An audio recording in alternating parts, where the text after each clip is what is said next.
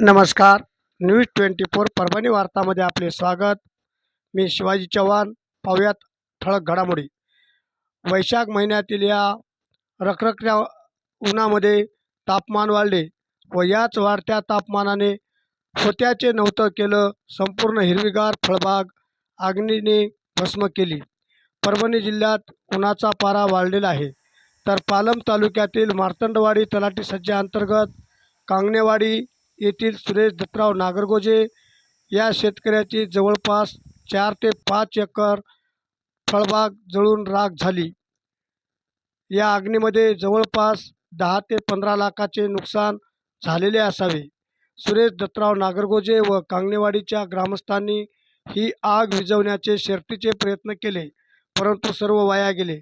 कारण ही आग्नी भर दुपारी लागलेली असल्यामुळे या आग्नीने रौद्र रूप धारण केले होते व या आग्नीमध्ये आंबा, चिक्कू, चंदन, पेरू, आवळा, अंजीर, सीताफळ आदी वृक्ष जळून राख झालेले आहेत.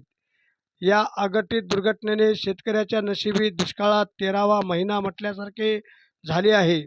शेतकरी सुरेश दत्तराव नागरगोजे यांचे संपूर्ण कुटुंब उघड्यावर आलेले असून शासनाने या शेतकऱ्यास तात्काळ मदत करावी अशी मागणी कांगणेवाडी व परिसरातील शेतकरी आणि ग्रामस्थ करताना दिसून आले.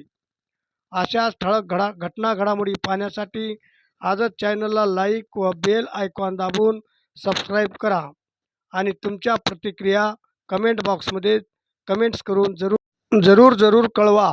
पालम तालुक्यातील मार्तंडवाडी सज्जा अंतर्गत कांगणेवाडीतील शेतकरी सुरेश नागरगोजे यांची जळालेली ही फळबाग.